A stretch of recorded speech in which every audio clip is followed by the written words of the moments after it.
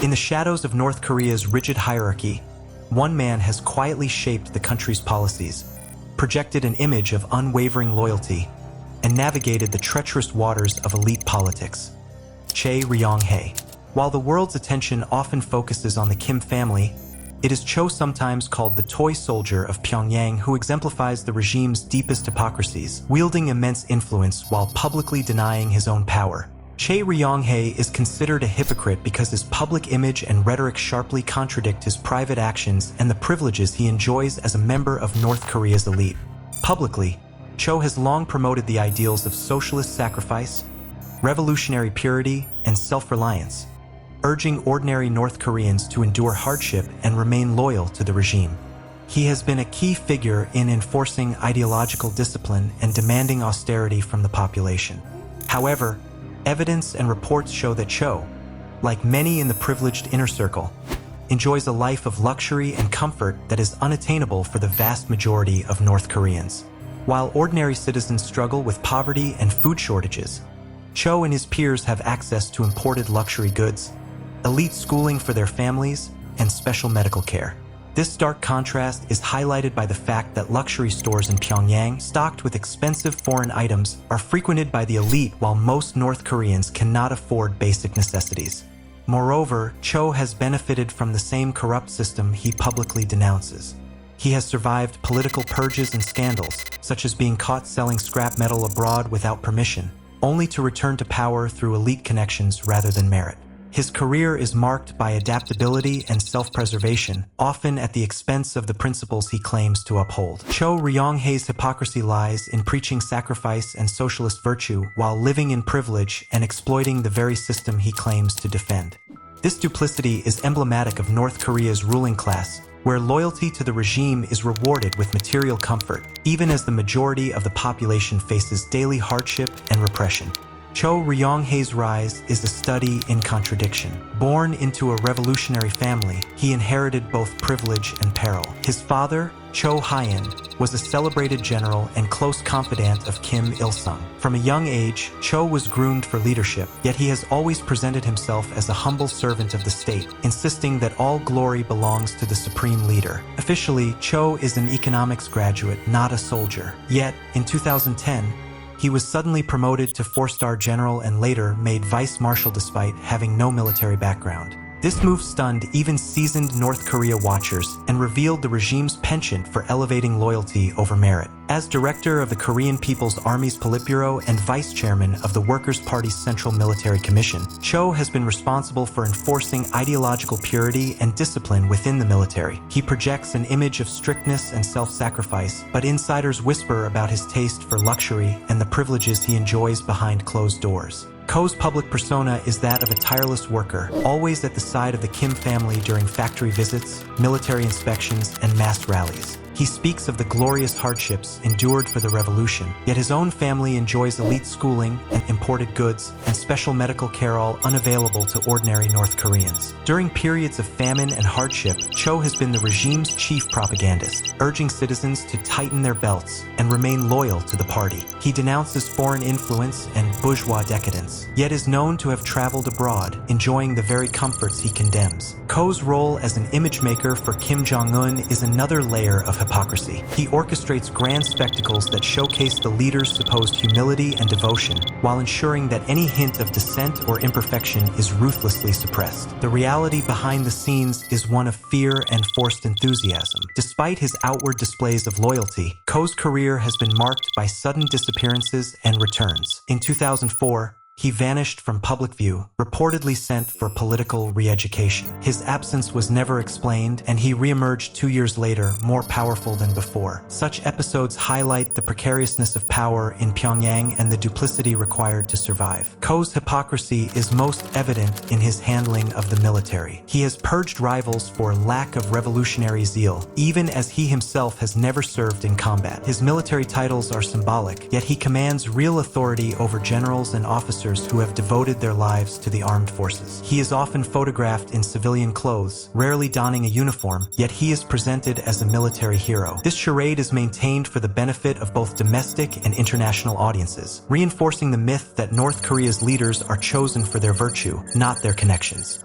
Choe's influence extends to economic policy. He has overseen campaigns to root out market corruption and enforce socialist discipline, while his own family reportedly benefits from access to hard currency and special stores stocked with foreign goods. In foreign relations, Choe is a master of doublespeak. He denounces the West in public, but has quietly sought engagement and aid behind the scenes. He has attended international events, shaking hands with foreign dignitaries, all while condemning imperialist plots at home. Choe's survival in North Korea's cutthroat politics is itself a testament to his adaptability and his willingness to say whatever is necessary to maintain his position. He has shifted allegiances, reinvented his public image, and distanced himself from purged colleagues, always emerging unscathed. His hypocrisy is not lost on ordinary North Koreans. In private, people joke about the toy soldier who commands armies he never joined, the party official who preaches poverty while living in comfort. These whispered criticisms are dangerous, but they reflect a deep awareness of the gap between rhetoric and reality. Choe's relationship with the Kim family is complex. He is both a loyal servant and a potential rival, entrusted with sensitive tasks but always at risk of falling out of favor. His rapid rise may have contributed to the downfall of military leaders like Choe Ryong Hae, as internal rivalries are settled through purges rather than open debate.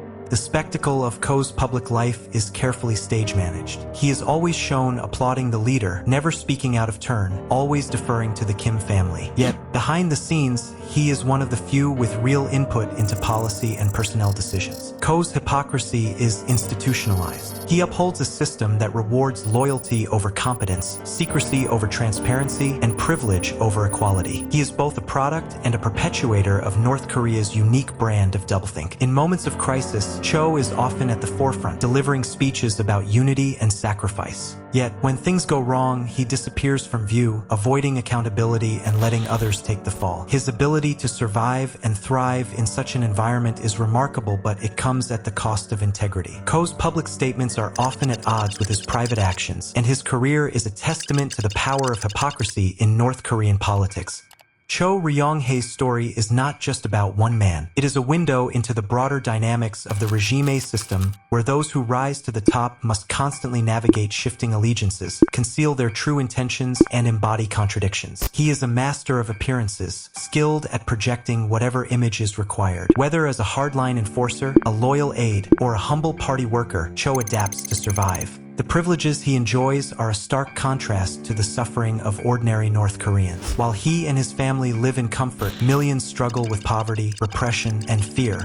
Choe's hypocrisy is most visible during national celebrations.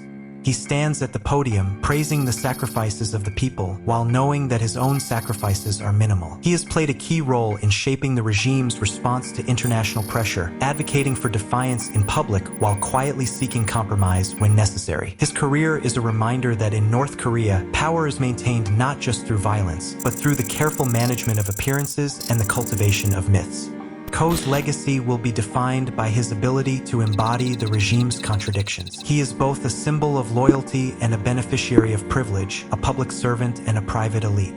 For outsiders, Choe Ryong Hae is a reminder that the true face of North Korean power is often hidden behind layers of performance and deception. His story challenges us to look beyond the obvious, to understand the complexities of a system where hypocrisy is not just tolerated, but required for survival.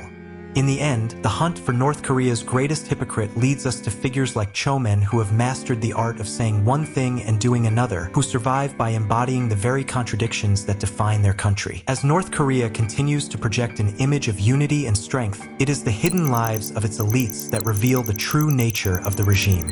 Choe Ryong Hae's journey from privileged son to party heavyweight is a case study in the power of hypocrisy, a story of ambition, adaptability, and the enduring human capacity for self-deception. His life is a mirror held up to the regime itself, a system built on contradictions, sustained by fear, and perpetuated by those willing to say whatever it takes to stay in power.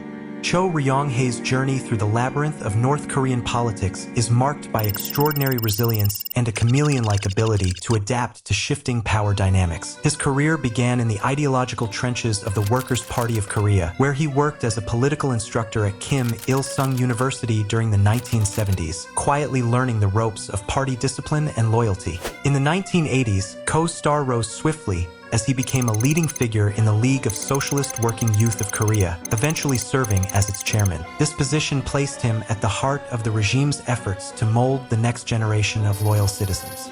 By the 1990s, Choe had cemented his place in the upper echelons of the regime, holding posts such as deputy to the Supreme People's Assembly and full member of the Central Committee of the Workers' Party. He also led the DPR Korea Football Association and the Taekwondo Association of Korean Youth, further expanding his influence and network. During this time, he was awarded the prestigious title of Hero of the DPRK, a testament to his ability to remain in the regime's good graces. Yet, in the late 1990s, he was abruptly removed from his post as first secretary of the Youth League after party audits revealed he had been selling scrap metal to foreign buyers without official permission. Facing possible execution, Choe was only spared thanks to the intervention of Kim Kyung-hui, the influential sister of then-leader Kim Jong-il. Choe's punishment was re-education through labor. By 2006, he was appointed chief secretary of the Hwanghae Province Party Committee, signaling his return to favor. He oversaw major construction projects in North Hwanghae Province and played a key role in the administrative rezoning of several districts. His management style was characterized by strict adherence to party lines, but also by a pragmatic willingness to bend the rules when it suited his interests or those of his allies. By 2009, Choe was entrusted with an even more sensitive task, smoothing the succession of Kim Jong-un. He accompanied the young leader on inspections of military units and industrial sites, positioning himself as an indispensable aide during a period of significant uncertainty for the regime. The death of Kim Jong-il in 2011 marked a turning point for Choe. He was promoted to vice marshal, appointed to the presidium of the Politburo, and made director of the General Political Bureau of the Korean People's Army. These posts made him one of the most powerful men in North Korea, second only to Kim Jong-un himself. Yet, for all his military titles, Choe had little real experience as a soldier, a fact that did not escape the notice of career officers. Choe's lack of military background was camouflaged by his relentless promotion of party ideology within the armed forces. He championed the use of soldiers in civilian construction projects, arguing that their labor was a testament to revolutionary spirit. In reality, this policy often served to reinforce party control over the military and to reward loyalists with plum assignments. Despite his apparent indispensability, Choe's position was never entirely secure. In 2014, he was interrogated by the Ministry of State Security, and his office was searched amid rumors of disloyalty. He has repeatedly weathered accusations, demotions, and forced re-education, only to return to positions of even greater influence. This resilience has made him a fixture in the upper ranks of the regime, where few can claim such longevity. His role as a trusted envoy has also taken him abroad. Choe has led delegations to China, Russia, and even South Korea, representing North Korea at international events such as the Asian Games. On these trips, he has projected an image of discipline and humility, while quietly enjoying the privileges of elite travel luxuries denied to ordinary North Koreans.